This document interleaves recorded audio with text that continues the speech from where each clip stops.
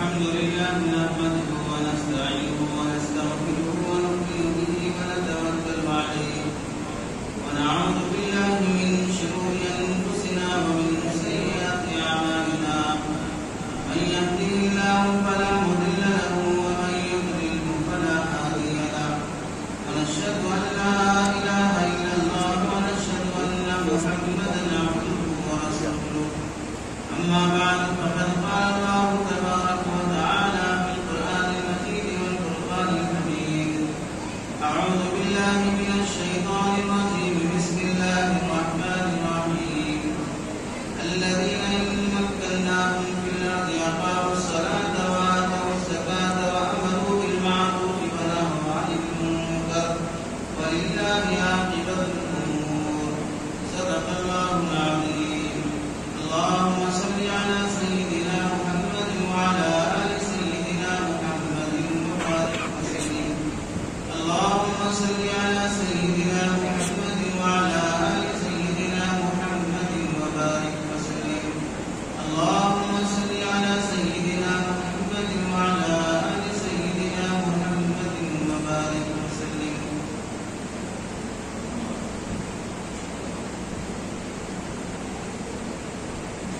میرے محترم عزیزوں، بزرگوں اور دوستوں،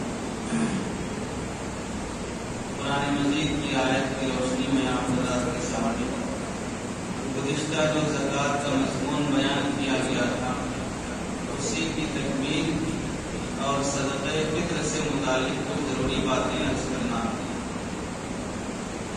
آیت میں اللہ رب العزت ارشاد فرماتے ہیں الذین ان مکناہم فی الارض اقاموا الصلاۃ، وہ لوگ جنہیں اگر ہم زمین میں سلطنت دے دیں، اسلامی کنٹری بن جائے، جیسے یہاں مسلمانوں کی حکومت نہیں ہے، اسلامی حکومت نہیں ہے، اور اس وقت دنیا کے کسی بھی ملک میں اسلامی حکومت نہیں ہے، اور جو بھی مسلم کنٹریز کہلاتے ہیں وہ مسلم کنٹریز ہیں، اسلامک کنٹریز نہیں ہیں. مسلم کنٹریز کا مطلب ہے جہاں پر حکومت مسلمانوں کی ہو. اسلامک کنٹری کا مطلب ہوتا ہے جہاں پر حکومت میں اسلامی قانون چلے، اور جہاں جہاں مسلم کنٹریز ہیں وہاں پر اسلامی قانون جیسے چلنا چاہیے ویسے نہیں چل رہا ہے. تو اللہ فرماتے ہیں کہ اگر ہم انہیں حکومت دے دیں اور اسلامی کنٹری قائم ہو جائے تو یہ کیا کریں گے؟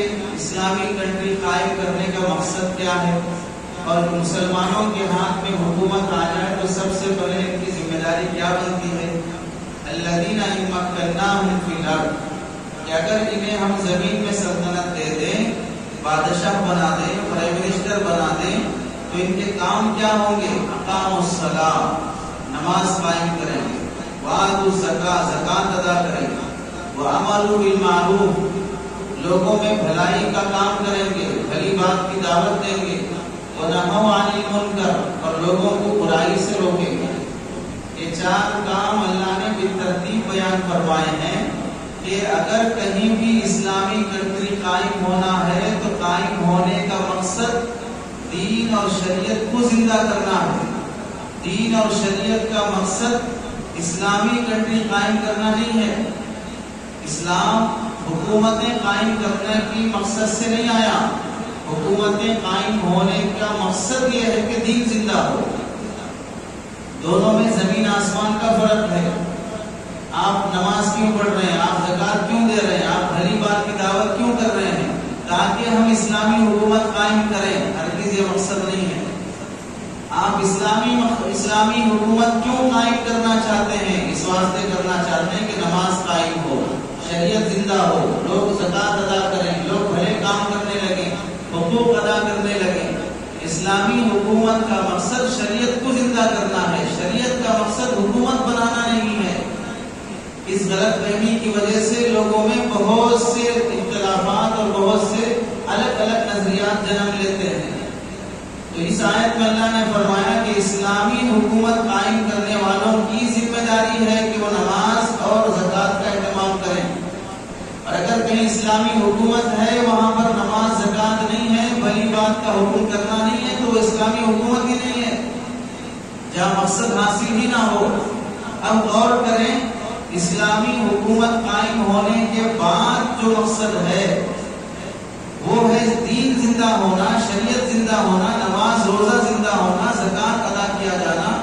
اب جب اللہ نے ہمیں اس ماحول میں ان امور کو ادا کرنے کی توفیق دی ہے، نماز روزہ زکات، امر بالمعروف نہی عن المنکر، لوگوں کو بھلی بات کا حکم کرنا، برائی سے روکنا، جب یہ چیزیں اللہ تعالیٰ نے یہ موقع ہمیں دیا ہے تو گویا اسلامی حکومت کا مقصد ادا کرنے کے موقع ہمیں میسر ہیں۔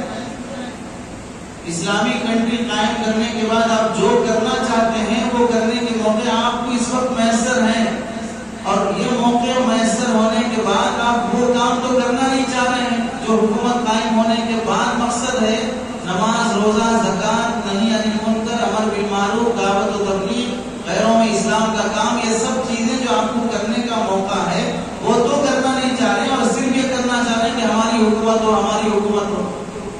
حکومت کا مقصد تو یہ ہے کہ آپ یہ چیزیں ادا کرنے والے بن جائیں، اور ان چیزوں کے ادا کیے بغیر آپ نہ حکومت قائم کر سکتے ہیں، اور نہ حکومت قائم ہوگی تو پھر وہ اسلامی حکومت بھی نہیں ہوگی، ایسی حکومت پر اللہ کی طرف سے کوئی وعدے بھی نہیں ہوگی۔ اور دوسری بات، اللہ کے نبی علیہ السلام کی حدیثوں اور قرآنی آیات کی روشنی میں اللہ نے مال جو انسان کو دیا ہے اس مال کو بہت بڑی نعمت سمجھیں۔ خود قرآن میں اللہ تعالیٰ نے وما انفقتم من خیر، اور جو کچھ تم خیر خرچ کرو گے، وما تنفقون من خیر، اور جو کچھ تم خیر خرچ کرو گے، یہ خیر کا لفظ جو اللہ نے یہاں استعمال فرمایا وہ مال کے لیے استعمال فرمایا۔ دولت کو اللہ تعالیٰ خیر کا لفظ دے رہے ہیں۔ اور ایسے بھی وَابْتَغُوا مِن فَضْلِ اللَّهِ، جب جمعہ کی نماز یا اپنا فریضہ ادا کر دو، اللہ کا فضل تلاش کرنے کے لیے نکل جاؤ۔ یہاں اللہ نے مال کو فضل فرمایا، تو ایک جگہ مال کو خیر کا لفظ کہا، دوسری جگہ مال کو فضل کا لفظ کہا۔ اسی لیے بندے جب کوئی اچھا مکان بناتے ہیں اوپر لکھتے ہیں ھذا من فضل ربی، یہ میرے رب کا فضل ہے، یعنی اللہ نے فضل فرمایا، مال دیا، یہ مال ملنا ہی اللہ کا فضل ہے۔ تو قرآن کی روشنی میں مال کو فضل کہا گیا، خیر کہا گیا، پتہ چلا مال کوئی بری چیز نہیں ہے، مال غلاظت پیمانہ نہیں ہے کہ اس سے گھن کیا جائے، اس سے نفرت کی جائے، مال کو اس کی جو حیثیت ہے وہ درجہ دیا جائے۔ دنیا کی جو برائی بیان کی جاتی ہے وہ دنیا جو عبادت سے غافل کر دے، وہ دنیا جو فرائض سے غافل کر دے، وہ دولت اور کمائی جو اللہ کے حقوق سے غافل کر دے، وہ مال و دولت اور دنیا بری ہے۔ لیکن جس مال کے حقوق ادا کیے جاتے ہوں اور جس مال کے آنے کے بعد اللہ کی نافرمانی نہ ہوتی ہو، وہ مال بری چیز نہیں ہے، وہ مال بڑی نعمت ہے اللہ کی طرف سے۔ حدیث میں اللہ کے نبی علیہ السلام نے فرمایا کسب الحلال فریضۃ بعد الفرائض، فریض نمازیں ادا کرنے کے بعد، فرائض ادا کرنے کے بعد سب سے پہلا فرض، پانچواں یا چھٹا فرض وہ ہے حلال کمائی کی کوشش کرنا۔ اسلام میں حلال کمانے کو فرض کا درجہ دیا گیا ہے۔ حضرت عمر رضی اللہ عنہ کے زمانے میں بعض لوگوں کو دیکھا مسجد میں بیٹھے اللہ اللہ کر رہے ہیں، ذکر کر رہے ہیں، دین کی باتیں چل رہی ہیں، مراقبے میں لگے ہیں یا اللہ اللہ لگانے میں لگے ہیں، جبکہ وہ ٹائم ہے کمانے کا، وہ ٹائم ہے بازار میں جا کے محنت مزدوری کرنے کا۔ حضرت عمر رضی اللہ عنہ نے پوچھا یہاں بیٹھ کے کیا کر رہے ہو؟ کہ ہم اللہ کی یاد میں لگے ہیں۔ کھانا پانی کہاں سے چلے گا؟ ہم اللہ کے بھروسے پہ جی لیں گے، ہم متوکلین میں سے ہیں، توکل اور اللہ کی یقین کے ساتھ جی لیں گے۔ حضرت عمر رضی اللہ عنہ نے کوڑا نکالا اور خوب برسایا، نکلو پہلے یہاں سے، تو اللہ کے نبی علیہ السلام اور صحابہ سے زیادہ توکل تمہارے اندر آ گیا۔ وہ تو کمانے کے ٹائم بازار میں رہتے تھے اور تم کمانے کے ٹائم مسجد میں بیٹھ کر لوگوں پہ بوجھ بننا چاہتے ہو۔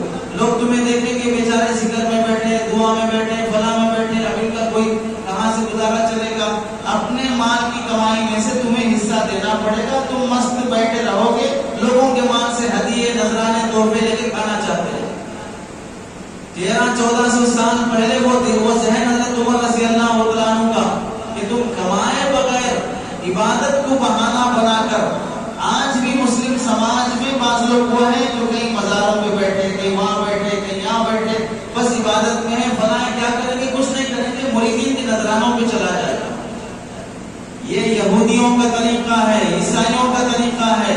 یہودی, عیسائی اور ہندوؤں میں پنڈت وہ ہوتا ہے جو کمانا نہیں, پجاری وہ ہوتا ہے, پوپ اور پادری وہ ہوتا ہے جو کمانا نہیں. وہ بس مندر کی اور وہ چرچ کی سیوا کرتا رہے, اور لوگ اس کی سیوا کرتے رہیں گے, وہاں دان ڈالیں گے, وہاں نذرانے پیش کریں گے, اس پر اس کا گزارا ہوگا. اسی لیے آج ہزاروں 6,000 سے زائد مندر ہندوستان میں ہیں. ان سارے 6,000 مندروں کی جو رقم ہے وہ دنیا کے کسی مالدار کے پاس بھی نہیں ہے. بل گیٹس بھی اتنا مالدار نہیں جتنا یہ مندر مالدار ہے. اور یہ سب اپنے اکاؤنٹس بینک بیلنس جمع کر کے رکھتے ہیں, اور ان کا گزارا صرف انہیں دان اور نذرانوں پہ ہوتا ہے. اسلام اسے پسند نہیں کرتا. تم لوگوں کے نذرانوں پہ نہیں, اپنی محنت کی کمائی کرو. حضرت داؤد علیہ السلام کے متعلق کتابوں میں لکھا ہے کہ وہ حکومت کے بیت المال سے گزارا کرتے تھے, جبکہ انہیں جائز تھی یہ بات کہ حکومت کے کاموں میں مصروف آدمی کو حکومت سے ہی پیسہ ملنا چاہیے. جیسے آج بھی پرائم منسٹر کو ہو, ایم ایل اے کو ہو, پی ایم کو ہو, کسی کو بھی ہو, جو پیسہ ملتا ہے وہ حکومت کے کاموں میں لگنے کی وجہ سے ملتا ہے. آپ کے انکم ٹیکس سے انہیں تنخواہ دی جاتی ہے. تو پھر وہ جو حکومت کے کاموں میں لگا ہے انہیں جائز ہے کہ حکومت سے وصول کریں اپنی ساتھی. حضرت داؤد علیہ السلام بھی ویسے ہی کرتے تھے. پھر بھی اللہ تعالیٰ نے ہمیں سمجھانے کے لیے ایک فرشتے کو انسان کی شکل میں بھیجا. حضرت داؤد علیہ السلام لوگوں میں ملتے جلتے تھے اور پوچھتے تھے کہ وقت کا بادشاہ کیسے ہے. یعنی خود وقت کے بادشاہ ہیں, لیکن بھیس بدل کر اپنے بارے میں جاننا چاہتے تھے کہ لوگ میرے متعلق کیا سوچتے ہیں. تو ایک فرشتے سے ملاقات ہو گئی جو انسانی شکل میں تھا. اس نے کہا حضرت داؤد تو بڑے اچھے آدمی ہیں, بس ایک کمی ہے, وہ ہے کہ اپنی محنت سے کما کے نہیں کھاتے ہیں, بیت المال سے کھاتے ہیں. حالانکہ کوئی کمی نہیں تھی, لیکن کمانے کی ترغیب مقصود تھی. حضرت داؤد علیہ السلام کو احساس ہوتی, فوراً اللہ سے دعا کیا کہ مجھے کوئی ہنر سکھا دے. اللہ تعالیٰ نے معجزے کے طور پہ حضرت داؤد علیہ السلام کے ہاتھوں میں وہ معجزہ دیا. لوہے کو پکڑ کر آگ میں جلا کر اسے توڑنے موڑنے کی ضرورت نہیں پڑتی. لوہے کو ہاتھ میں پکڑ کر جیسا پھرانا چاہے ویسے گھوم جاتا. اس سے تلوار بناؤ, اس سے نیزہ بناؤ, اس سے زرہ بناؤ, جنگ کے سامان بناؤ, لوگوں میں بیچو اور اس سے خود کماؤ, اپنا گزارا بھی کرو, غریبوں کی مدد بھی کرو. حضرت داؤد علیہ السلام نبی ہونے کے بعد یہ کام شروع کیا لوہار کا. لوہے سے تلوار, تیر اور نیزہ وغیرہ بنا کر بیچتے تھے. اس سے اپنا بھی گزارا اور غریبوں کی بھی مدد. پتا چلا مال کمانا شریعت کا مستقل حکم ہے. بہت سے نوجوان کیا کر رہے ہیں, جاب سرچنگ میں ہے. کب سے سرچنگ میں ہے صاحب؟ 2 سال سے سرچنگ میں ہے. اسے اگر سادی زبان میں بولا جائے تو کام نے سو حجام بلی کا سر مڑایا بولتے ہیں نا, ویسے سرچنگ یہ ہے کہ سر مڑانے کو بیٹھے. ارے جب معلوم ہے مارکیٹ میں جابس نہیں ہے, نہیں ملنے والے ہیں, 1500 اگر وہاں پر آدمیوں کی ضرورت ہے تو 15,000 لوگ انٹرویو دینے آ رہے ہیں, تو تم کیا کر رہے ہو؟ 10 مرتبہ انٹرویو فیل ہو چکے ہو, دماغ نہیں کھل رہا ہے. لاک ڈاؤن میں کون سا بزنس چلتا ہے؟ غیر مسلموں سے سبق سیکھو, مارواڑیوں سے سبق سیکھو کہ ان کا بچہ بزنس مائنڈ لے کے پیدا ہو رہا ہے. اس وقت میں خالی ہاتھ نہ جاؤں گھر, کچھ تو کر کے جاؤں, تھیلے اٹھاؤں, مزدوری کروں, ٹھیلا ڈالوں, کیا کروں, لیکن میں آج کماؤں گا, آج میں خالی نہیں رہوں گا. یہ جذبہ ہونا چاہیے. اس کے بجائے ابھی سرچنگ میں ہے. سرچنگ میں آپ کو بھی معلوم, آپ کی فیک سرٹیفکیٹ سے کوئی جاب ملنے والی نہیں ہے, آپ کی ناتجربے کاری سے آپ کو کوئی جاب ملنے والی نہیں ہے.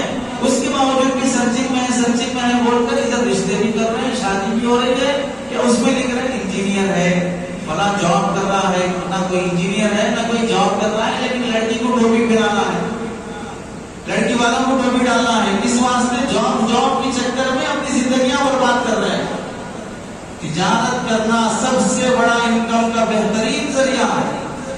اصل حکومتیں وہ نہیں چلاتے جو پالیٹکس میں ہیں, بلکہ جو تاجر ہیں وہ پالیٹکس چلاتے ہیں، جو تجارت میں ہیں وہ حکومتیں چلاتے ہیں، اور جو پالیٹکس کی کرسیوں پہ بیٹھے ہیں وہ تو بس ایک بہرا ہوتے ہیں، جیسے ان کا اشارہ ویسے ہی ناچیں گے۔ اور عقل مند کے لیے اشارہ کافی ہے کہ یہاں پر یا کسی اور ملک میں حکومت جو چلتی ہے وہ تاجروں کے اشاروں پہ چلتی ہے، ان کے پیسے لٹانے پہ چلتی ہے، وہ بس ایک مہرا ہوتے ہیں جو ناچتے رہتے ہیں۔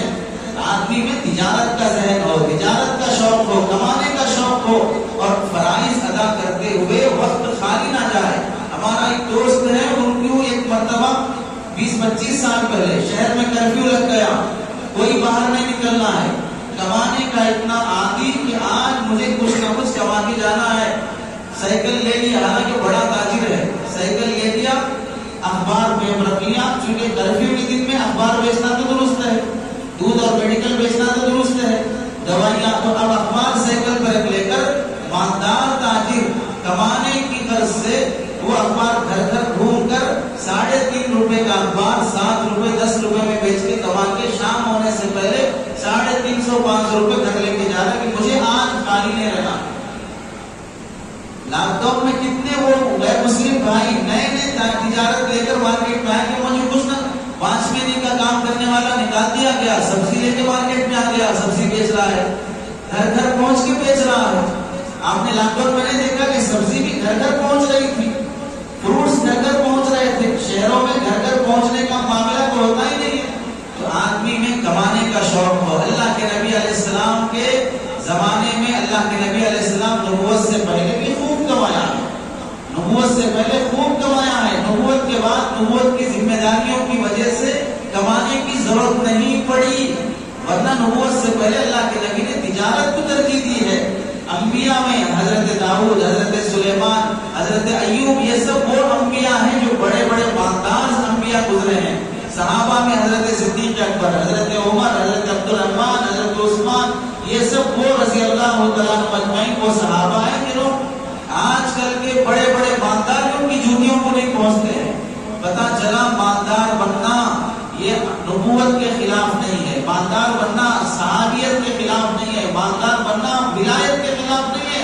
بڑے بڑے اولیاء مالدار گزرے ہیں، سیدنا عبد القادر جیلانی کتنے بڑے ولی ہیں اور کتنے بڑے مالدار ہیں، کروڑوں کا کاروبار روزانہ کا ان کا ہوتا تھا، لیکن اپنی جگہ بہت بڑے ولی ہیں۔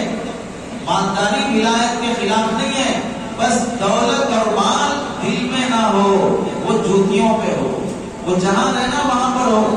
ایک بزرگ کے پاس ایک آدمی حاضری کے لیے بڑی عقیدت سے گیا کہ اللہ والے ہیں، ملاقات کر کے آئیں گے، تو دیکھا انہوں نے گدھے کو اور گھوڑے کو باندھنے کے لیے جو کھوٹا ہوتا ہے وہ کھوٹا سونے کا لگا کے رکھا ہے، سونے کا کھوٹا ہے، اسے گدھے کو باندھ کے رکھے ہیں۔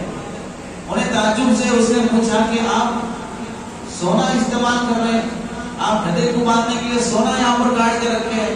تو بزرگ کہنے لگے تمہیں دکھائی نہیں دے رہا، وہ سونا زمین میں گڑا ہے، دل میں نہیں گڑا ہے، وہ سونا زمین میں گڑا ہے، دل میں نہیں گڑا ہے، وہ دل میں گڑا ہوا زمین میں گڑا ہوا سونا برا نہیں ہے، دل میں گڑا ہوا سونا برا ہے۔ اپنے دل سے دنیا نکالو پہلے، اس کے بعد میرے زمین میں گڑے ہوئے سونے پہ اعتراض کرو۔ آج دنیا ہم سب کے دل میں بسی ہوئی ہے، اس واسطے جھگڑے چل رہے ہیں، بھائی بھائی کے جھگڑے، میاں بیوی کے جھگڑے، خاندانی جھگڑے، پراپرٹی کے جھگڑے، یہ سب کس واسطے ہے؟ یہ سب اسی دنیا کے جھگڑوں کی وجہ سے ہے۔ تو مال اللہ کی بڑی نعمت ہے، کمانے کی کوشش کرنا چاہیے۔ جو مسلمان صبح سے شام تک ریڑھی پر، ٹھیلے پر، آٹو میں، فٹ پاتھ پر، کہیں پر بھی اپنے سامان کی آواز لگاتا ہے کہ 20 روپے میں لے لو، 30 روپے میں لے لو، 100 روپے میں لے لو، جتنی دیر اس کی زبان سے یہ جملے نکلتے رہیں گے اتنی دیر اللہ اسے ذکر کرنے کا ثواب لکھتے رہیں گے۔ مسجد میں بیٹھ کے سبحان اللہ کہنے پر جو تمہیں ثواب ہوگا، بازار میں کھڑے ہو کر حلال کمائی، حقوق ادا کرنے کی نیت سے خون پسینہ بہانے پر بھی وہی ثواب تمہیں ملے گا، کیونکہ یہاں بھی اللہ کا حکم، وہاں بھی اللہ کا حکم پورا کرنا مقصد ہے۔ اللہ کا حکم کبھی بھی خالی ذکر کرنے کا نہیں ہے، اللہ کا حکم جہاں ذکر کا وہاں ذکر، جہاں کمانے کا وہاں کمانا، یہ اللہ کا حکم ہے۔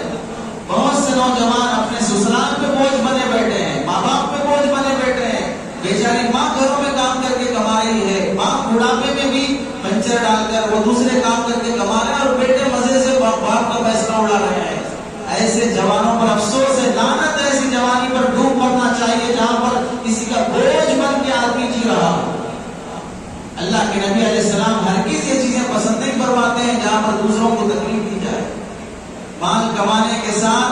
کے 3 حق ہیں. مال کا کمانا صحیح ڈھنگ سے ہو، استعمال صحیح ڈھنگ سے ہو، خرچ کرنا صحیح ڈھنگ سے ہو. کمانا بھی صحیح طریقے سے، خرچ کرنا صحیح طریقے سے، اور پھر استعمال کرنا صحیح طریقے سے. یعنی دوسروں کو دینا ہے تو صحیح جگہ پر دو. کما رہے ہو صحیح کماؤ، دے رہے ہو صحیح آدمی کو دو. اپنے اوپر استعمال کر رہے ہو تو صحیح کاموں میں استعمال کرو. کما رہے ہو شراب پی رہے ہو، یہ پیشاب پینے سے بھی بری بات ہے.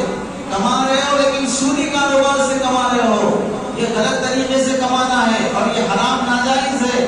جو مسلمان پیشاب، خنزیر، شراب، سود میں فرق کرتا ہے وہ کامل مسلمان نہیں ہو سکتا. شراب بھی حرام، خنزیر کا گوشت بھی حرام، شراب ایسے سود بھی حرام، یہ سب چیزیں حرام ہے. ایک مسلمان خنزیر کا گوشت کھانے تیار نہیں ہے، سادی زبان میں بولا جائے سور کا گوشت کھانے تیار نہیں ہے، شراب پینے تیار نہیں ہے، پیشاب پینے تیار نہیں ہے، سود کھانے تیار ہو جا رہا ہے. پتا چلا اللہ کے ان حکموں میں سے ایک حکم کو تم نے حلال سمجھا، دوسرے حکم کو حرام سمجھا. تم مسلمان نہیں ہو سکتے. جس طرح تمہیں شراب پیتے ہوئے، سور کا گوشت کھاتے ہوئے شرم آتی ہے، گھن آتی ہے، سود کا 1 پیسہ کھاتے ہوئے بھی اس سے 100 درجے گھن آنی چاہیے. چونکہ اللہ کی طرف سے خنزیر کا گوشت کھانے پر جنگ کا اعلان نہیں ہے. خنزیر کا گوشت کھانے پر بڑی سخت وعید جو سود کھانے پر آئی ہے وہ وعید نہیں ہے. سود کھانے والے کے بارے میں اللہ کے نبی نے فرمایا کہ سود کھانے کے 70 سے زائد درجے ہیں، یعنی گناہ ہیں. اس میں سے بہت ہلکے درجے کا گناہ یہ ہے کہ آدمی اپنی ماں کے ساتھ 36 مرتبہ بدکاری کرے. یہ خنزیر کا گوشت کھانے پر ایسی وعید نہیں ہے، شراب پینے پر ایسی وعید نہیں ہے. تو مسلمان سود کو کھا رہا ہے اور شراب سے بچ رہا ہے. پتا چلا کہ تم مسلمان نہیں ہو، اللہ کے حکم میں تم فرق کر رہے ہو اور اللہ کی طرف سے عذاب کے فیصلوں کی دعوت دے رہے ہو. تو کمانا حلال طریقے سے ہو، استعمال صحیح طریقے سے ہو، خرچ کرنا بھی صحیح طریقے سے ہو. مال کی مثال ایک پانی کی سی ہے. پانی ضرورت کے بقدر ہو، ضرورت کے ٹائم پہ ہو، ضرورت کی جگہ پہ ہو تو پھر وہ فائدہ مند ہوتا ہے. ضرورت سے زیادہ پانی آ گیا سونامی بن جائے گا. ضرورت کے وقت پانی نہیں آئے گا احساری ہو جائے گی. بیجا پانی آ جائے گا فصلیں اجڑ جائیں گی. ایسے ہی مال جہاں پر جس طریقے سے جس جگہ پر جیسے آنا چاہیے ویسے آئے گا ویسے جائے گا تو مال پاک رہے گا. اگر وہ مال جام ہو کے رہ جائے، خرچ نہ ہوتا ہو، زکات نہ دی جاتی ہو، وہ مال بھی جس طرح پانی ایک جگہ رک جانے سے بدبو آ جاتی، کیڑے پیدا ہو جاتے، ایسے ہی جو مال رکا ہوا ہے جس کی زکات نہیں دی جا رہی ہے اس مال میں بھی برائیاں پیدا ہو جائیں گی، کیڑے پڑ جائیں گے، اس مال کے ذریعے سے بیماریاں ہو جائیں گی. زکات ادا نہ کرنے پر اللہ کی طرف سے احسانی کے فیصلے کیے جاتے ہیں. زکات ادا نہ کرنے پر مہنگائی بڑھا دی جاتی ہے. زکات ادا نہ کرنے پر دلوں میں نفرتیں پیدا ہو جاتی ہیں. زکات ادا نہ کرنے پر آدمی میں بخل اور کنجوسی، مال کی ہرس پیدا ہو جاتی ہے. زکات ادا نہ کرنے پر جو غریب طبقہ ہے وہ مالداروں کے حق میں بددعائیں کرتا ہے. وہ مالداروں کی جو عیاشیاں، آبادیاں ہیں اس کی نتیجے میں غریب مسلمان لڑکیوں کی شادیاں نہ ہونا، ان کا اپنا جسم بیچ کر دھندے پہ اتر کے اپنا گزارا کر لینا. بڑے اچھے پڑھنے والے بچے اپنی فیس ادا نہ کرنے کی وجہ سے میکینک کے کام میں، درزی کے کام میں، ایسے گھٹیا کاموں میں لگ جانا، جبکہ وہ قوم کے مستقبل کے لیے وہ ایک اچھا انسان بن سکتا ہے، وہ ایک اچھا لیڈر بن سکتا ہے، ڈاکٹر بن سکتا ہے، لائر بن سکتا ہے، جج بن سکتا ہے. لیکن ان بچوں کی تعلیم پر توجہ نہ دینے کی وجہ سے، اپنا مال ان پر خرچ نہ کرنے کی وجہ سے وہ ہماری نسل ہمارے لیے بھکاری بن کے جیے گی، ہمارے لیے کبھی وہ نمائندہ بن کے نہیں جی سکتی ہے. اس لیے اپنے مال میں سے اللہ نے فرمایا وفی اموالہم حق معلوم، ان کے مالوں میں ایک حق اللہ نے متعین کر کے رکھا ہے. اس میں دیکھیے اللہ حق کا لفظ فرمائے ہیں.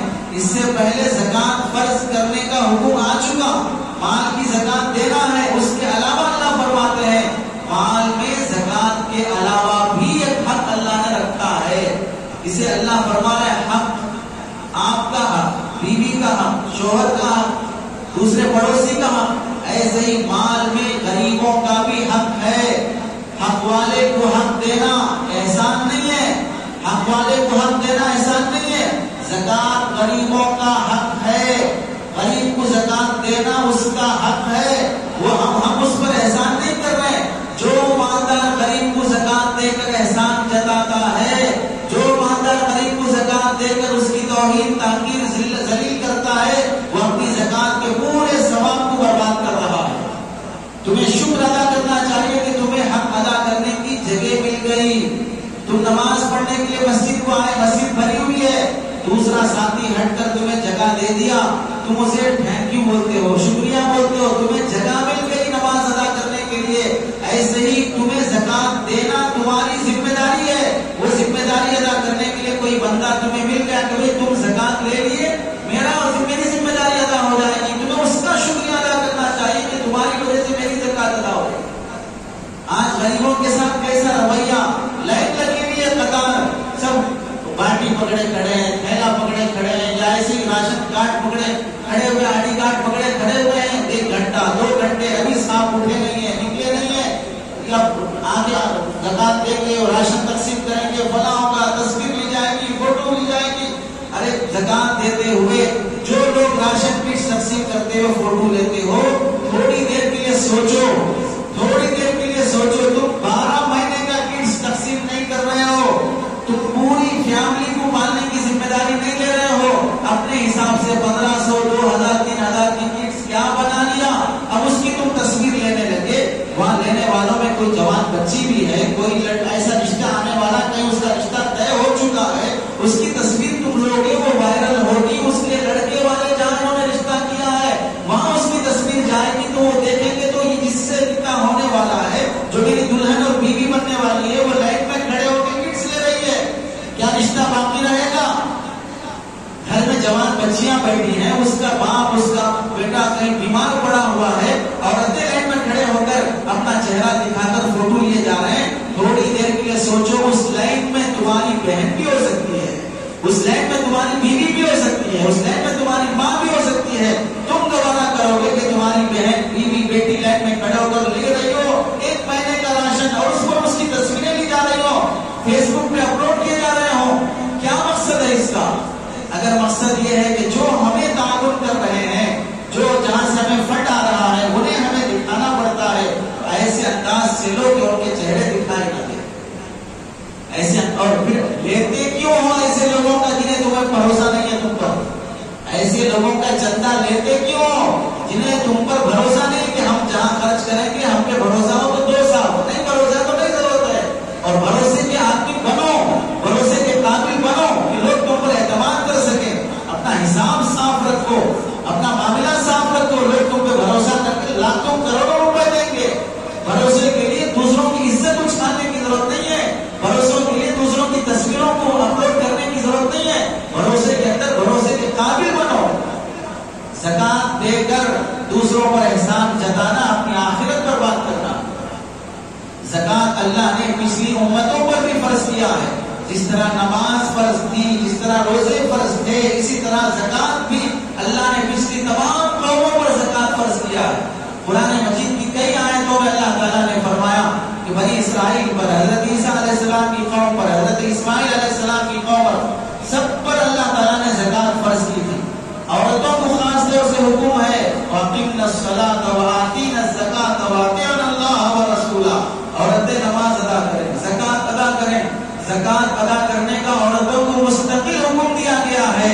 جن عورتوں کے پاس زیورات ہیں، استعمال کرنے کے ہوں یا اٹھا کر رکھے ہوں، بچی کی شادی کے لیے رکھے ہوں، وہ زیورات 8 تولے 7 گرام 480 ملی گرام سونے کو مقدار کو پہنچ گئے، اس کی زکات ادا کرنا فرض ہے. عورت زکات کہاں سے ادا کرے گی؟ وہ شوہر سے پیسہ لے لے. شوہر اسے پیسہ دیتا ہے، یہ شوہر کا احسان ہے. نہیں دیتا ہے، اپنا سونا بیچ کر زکات ادا کرے، اپنا سونا بیچ کر زکات ادا کرے. سونا بیچیں گے تو خرچ ہو جائے گا، تو خرچ ہوگا تو ہونے دو، جو اللہ دیا ہے وہ خرچ کرنے پر دے گا. خرچ کرنا خود کمانے کا ذریعہ ہے، خرچ کرنا خود کمانے کا ذریعہ ہے. نظام الدین اولیاء رحمت اللہ علیہ کے یہاں لنگر چلتا تھا. لنگر محتاج ہزاروں کی تعداد میں کھاتے تھے. تاریخ میں لکھا ہے روزانہ کتنا ان کے لنگر میں پکتا تھا؟ 1 تھیلا نمک پکانے میں خرچ ہوتا تھا. 1 تھیلا چاول نہیں، نمک کتنا ڈالتے ہو کھانے میں؟ 1 کلو چاول بنانا تو آدھا کلو نمک ڈالتے ہو. نمک کتنا ڈالتے ہیں؟ تھوڑا ڈالتے ہیں. 1 تھیلا نمک روزانہ خرچ ہونا ہے تو کتنے تھیلے چاول بننا ہے، کتنے تھیلے سالن بننا ہے؟ روزانہ 1 تھیلا نمک خرچ ہو رہا ہے. ہزاروں کے لوگ لنگر میں کھا رہے ہیں. کسی نے تعجب سے آ کے پوچھا بھائی کتنا کھلا رہے ہو، کہاں سے آ رہا ہے، کہاں سے آ رہا ہے؟ نظام الدین اولیاء رحمۃ اللہ نے فرمایا جہاں سے لوگ کھا رہے ہیں وہیں سے آ رہا ہے، جہاں لوگ کھا رہے ہیں بیٹھ کے وہیں سے آ رہا ہے. اللہ نے کھلانے کو ہی کمانے کا ذریعہ بنایا ہے. اللہ کے نبی مدینہ آنے کے بعد صحابہ کو فرمایا اطعموا الطعام، لوگوں کو کھلاؤ. بھئی ابھی مدینہ آئے، جاب کچھ بھی نہیں لگی، کوئی کاروبار شروع نہیں ہوا، تبھی سے آپ اللہ کے نبی فرمانا شروع کر دیے کھلاؤ. کیوں بول رہے ہیں کھلاؤ؟ کھلانا خود کمانے کا ذریعہ ہے. آپ دو گے تو اللہ آپ کو دے گا. اللہ کے نبی علیہ السلام نے فرمایا فرشتہ اعلان کرتا ہے اے اللہ جو خرچ کر رہا ہے اس کے مال میں برکت کے فیصلے فرما، جو روک کے رکھا ہے اس کے مال کو ہلاک کرنے کے فیصلے فرما. تو اپنے مال کی زکات ادا کرو. حضرت اسماء بنت یزید رضی اللہ تعالیٰ عنہ اللہ کے نبی کے پاس آئی، دیکھا ہاتھ میں سونے کے کنگن پہنے ہوئے ہیں، زکات دیتی ہو اس کی؟ نہیں دیتی ہوں. تو اللہ کے نبی علیہ السلام نے فرمایا تو پھر یہ کنگن تمہیں جہنم کی آگ میں جلانے کے لیے کافی ہے. حضرت ابن عمر رضی اللہ تعالیٰ عنہ فرماتے ہیں حضرت عائشہ رضی اللہ تعالیٰ عنہ سونے یا چاندی کے کنگن پہنی ہے، کیا پہنی ہو؟ یا رسول اللہ آپ کو خوش کرنے کے لیے پہنی ہو. بیوی زیورات جو پہنتی ہے وہ شوہر کی خاطر، شوہر کو دکھانے کی خاطر. آج کل کی بیویاں جو زیورات پہنتی ہیں وہ شوہر کی خاطر نہیں، وہ فیشن کی خاطر، وہ تقریبات میں جانے کی خاطر. جب کہیں دعوت میں جانا ہے بن سور کے تیار ہو جائیں گی.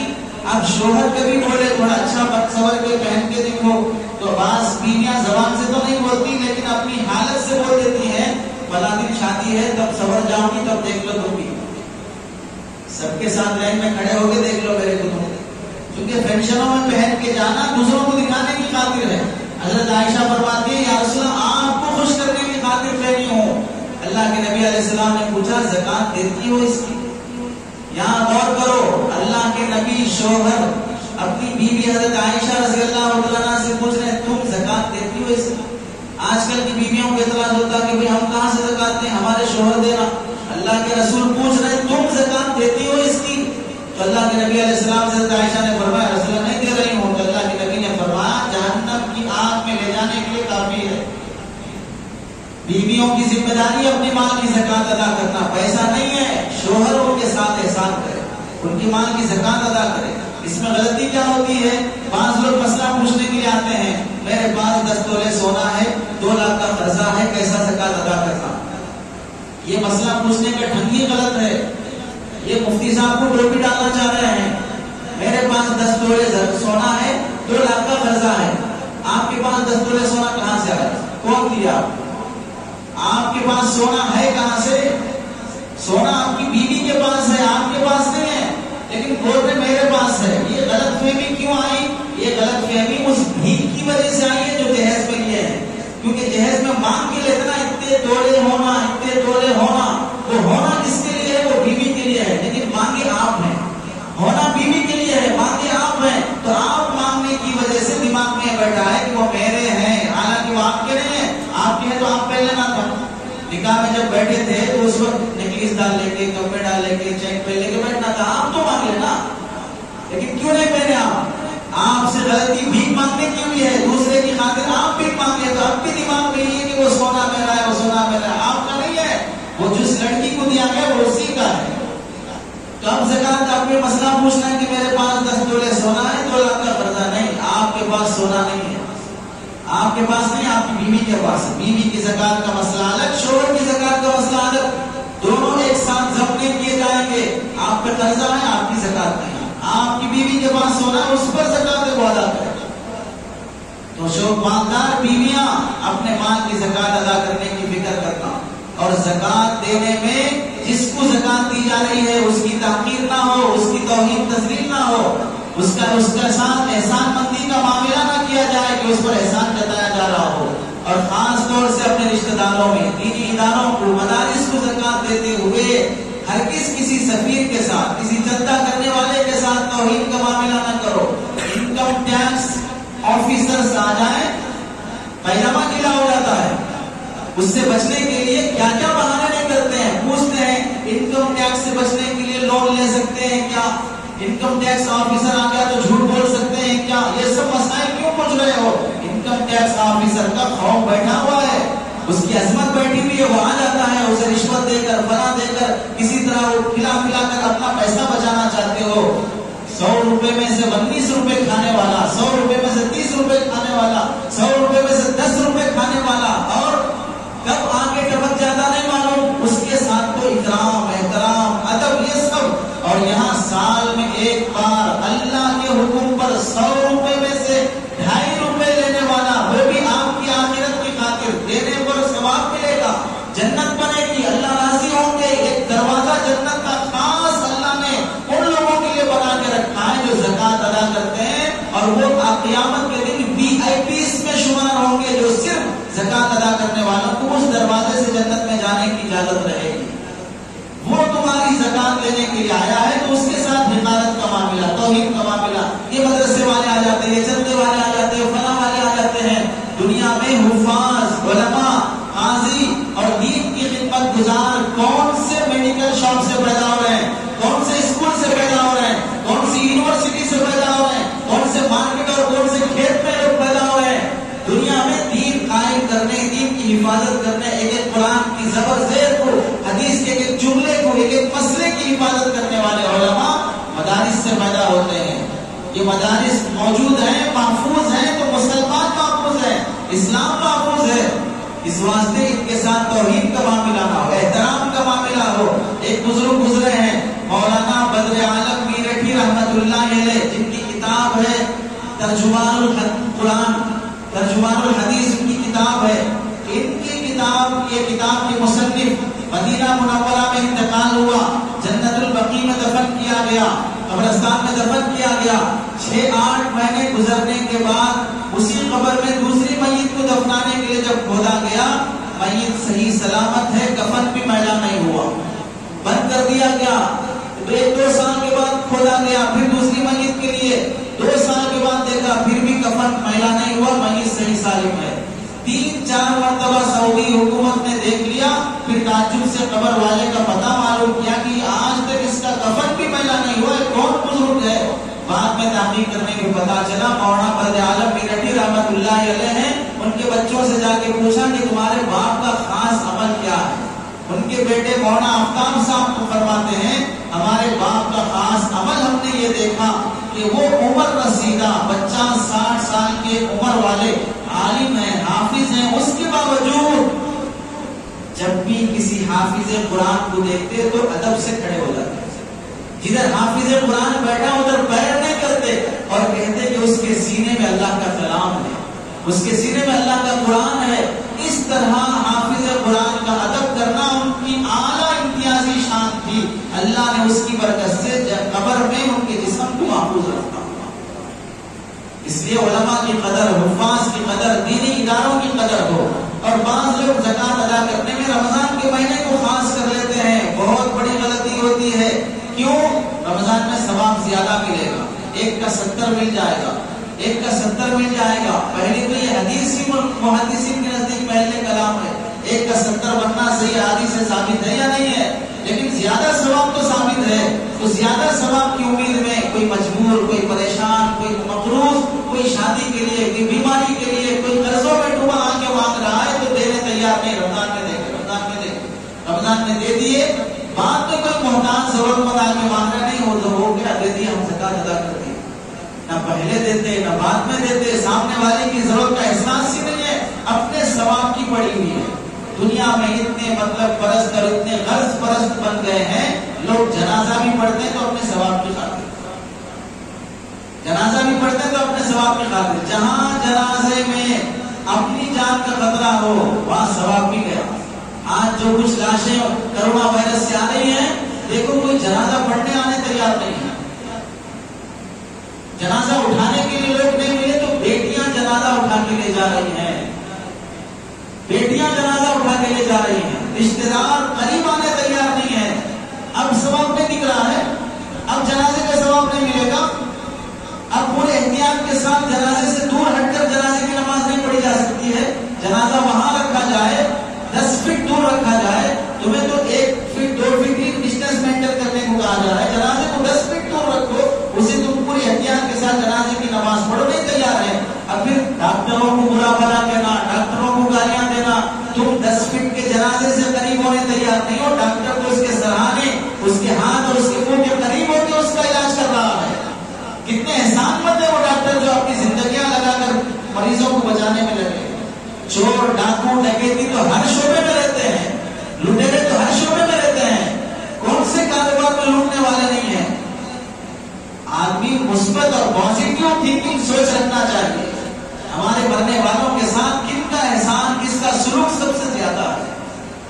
حضرت ربیع بن سلیمان رحمۃ اللہ علیہ بڑے اللہ والے گزرے ہیں، حج کے سفر پر اپنے نوکروں کے ساتھ نکلے، ایک جگہ پڑاؤ ڈالے، دیکھا وہاں پر کچرا کنڈی ہے، ایک خچر مرا پڑا ہے، مردہ ہو چکا ہے، ایک لڑکی آئی، ہاتھ میں ٹیفن ہے، چاقو سے اس مردہ خچر کے جسم کا گوشت کاٹ کر اس ٹیفن میں ڈال لی، جانے لگی۔ ربیع بن سلیمان رحمۃ اللہ علیہ نکلے پیچھے پیچھے، دروازے کی سوراخ سے جھانک کر دیکھنے لگے تو اسے کاٹ کر چھیل کر اسے ہانڈی میں بھوننے کی کوشش کی جا رہی ہے۔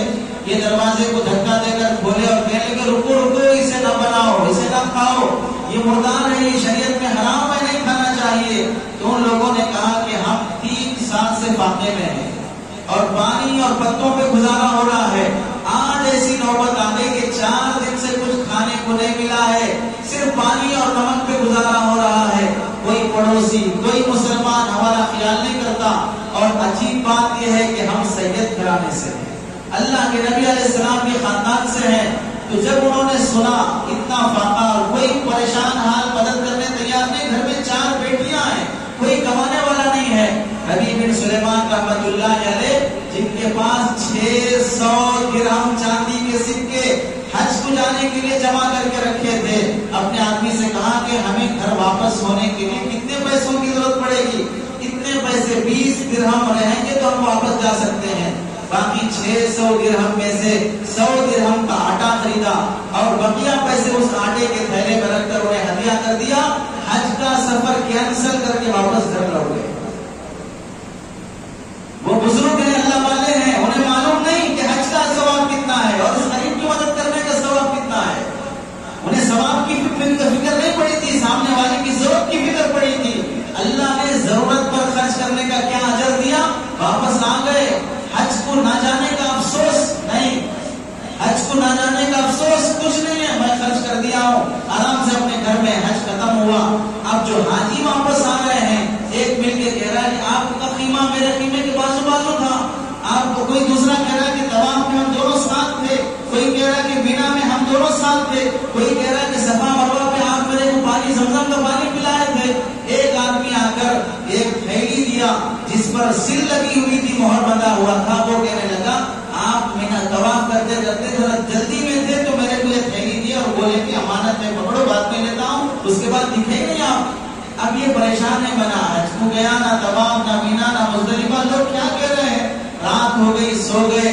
تو اللہ کے نبی علیہ السلام خواب میں تشریف لائے، آپ علیہ السلام نے فرمایا کہ ربیع اور کتنے گواہ قائم کروں تیرے حج کی قبولیت پر، تو نے میرے خاندان سید گھرانے والوں کا اکرام کیا ہے، اللہ نے اس کے بدلے میں تیری طرف سے فرشتے کو تیری شکل میں بھیجا ہے، وہ تیری طرف سے حج کیا ہے، لوگ اس سے دیکھ کر تجھے سمجھ رہے ہیں۔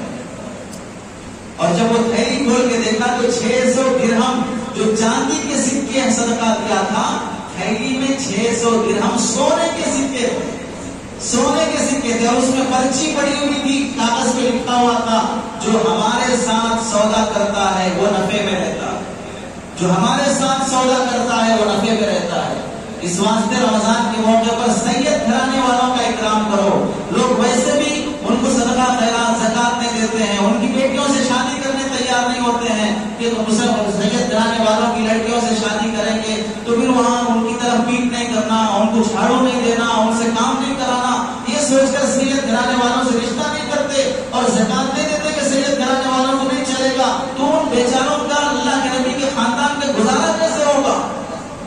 کیا وہ دکھائیں گے اللہ کے نبی علیہ السلام کو ہم کل قیامت کے دن کہ آپ کے خاندان کے لوگ بھیک مانگ کے گزارا کر رہے ہیں اور ہم اپنی عیاشی میں اور مزے میں لگے ہوں؟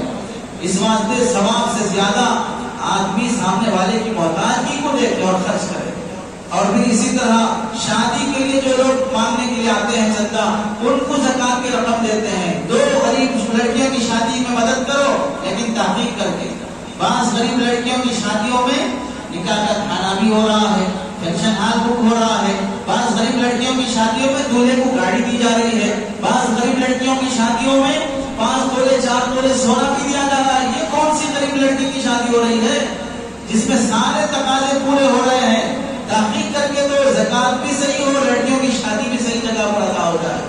ایسے ہی جو مال بینک میں گروی رکھا ہوا ہے، رہن رکھا ہوا ہے، یاد رکھو مال بینک میں رہن رکھ کر سودی قرض لانا جائز نہیں ہے. ضرورت پڑی سونا بیچ دو اور اپنا کام نکالو. سونا وہاں رکھ کے وہاں سونا محفوظ رہے اور کام بھی بن جائے، یہ حماقت ہے. جو اللہ اب دیا ہے وہ بعد میں بھی دے گا. سونا رکھا رہے گا، لوگ سود بھرتے رہیں گے، مارواڑی کے پاس سونا رکھا رہے گا، سود بھرتے رہیں گے، کبھی کبھی تو سود میں ہی چلا جائے گا. یہ نحوست ہے حرام چیز کی. اور ایسی آخری مسئلہ صدقہ فطر سے متعلق، یاد رکھو صدقہ فطر شریعت میں ہر مسلمان پر جس کے پاس نصاب کے برقدر مال ہے صدقہ فطر ادا کرنا واجب ہے. رمضان شروع ہونے سے لے کر عید کا جانے سے پہلے تک صدقہ فطر ادا کرنے کی کوشش کرے. صدقہ فطر ادا کرنے کا مقصد کیا ہے؟ ایک روزوں میں ہونے والی کمی کوتاہی، فالتو باتیں ہو گئی، غیبت ہو گئی، بدنظری ہو گئی، گناہ ہو گئے، ان سب کو پاک کر دینے کے لیے صدقہ فطر ہے. نماز میں غلطی ہو جاتی ہے، سجدے سہو کرتے ہیں. روزوں میں غلطی ہو جاتی ہے، صدقہ فطر ادا کرنا پڑتا ہے.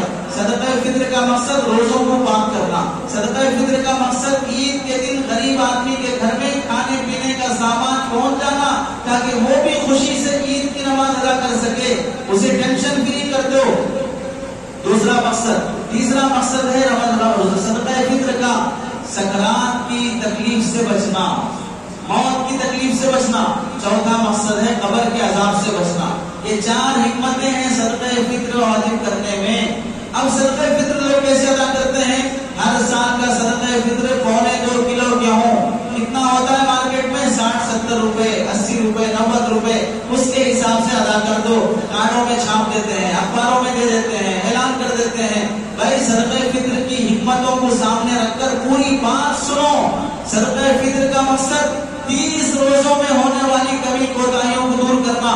عید کے دن غریب کے گھر میں کھانے پینے کا سامان پہنچ جانا، قبر کے عذاب سے محفوظ ہونا، سکرات کی تکلیف سے محفوظ ہونا. 60-70 روپے میں 30 دن کے روزوں کی پوری پریشانیاں دور کرنا چاہتے ہو، گناہ دھلانا چاہتے ہو. اتنے پاکیزہ روزے ہیں ہم لوگوں کے. تو عبد القادر جیلانی، جنید بغدادی بھی اتنے پاکیزہ روزے رکھے یا نہیں رکھے نہیں معلوم. 30 روزوں کو 60 روپے سے دور کرنا چاہ رہے ہیں تو ایک روزہ 2 روپے میں، ایک روزہ 2 روپے کی غلطیاں ہو رہی روزے میں ہمارے سے. اور 60-70 روپے میں غریب کے گھر میں عید کے دن سامان خوشی کا کھانے پینے کا 60 روپے میں 1 لیٹر دودھ نہیں آ رہا ہے. کہاں سے کھانے پینے کا سامان پہنچ جائے گا؟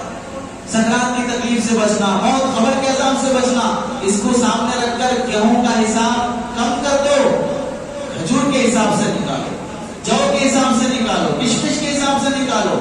وہ اگر نکالتے ہو تو زیادہ ثواب بھی ہے، حکمتوں پر بھی مشتمل ہے. 3.5 کلو کھجور کا ریٹ معلوم کرو، 3.5 کلو کشمش کا ریٹ معلوم کرو، 3.5 کلو جو کا ریٹ معلوم کرو اور اس سے صدقہ فطر ادا کرو. پھر دیکھو روزوں کی صفائی بھی ہوگی، غریب کی دعائیں بھی ملیں گی اور جو مقصد ہے وہ مقصد بھی حاصل ہوگا. اللہ سے دعا ہے کہ اللہ تعالیٰ ہم بات یہ ہے سامنے جو پارکنگ پلیس ہے وہاں پر لائن سے گاڑیاں رکھنے کی جگہ بنائی گئی. ایک آٹو کھڑا ہے 6240، وہ بالکل لوگ جانے کی جگہ پر کھڑا ہوا ہے. جن صاحب کا ہے وہ ہٹا دیں. آپ حضرات سے بھی درخواست ہے کچھ سلیقہ مندی، جس کی گاڑی جہاں پر رکھنا ہے دوسروں کو تکلیف نہ ہو، اس کا لحاظ کرتے ہوئے گاڑیاں پارک کرنے کا اہتمام کریں.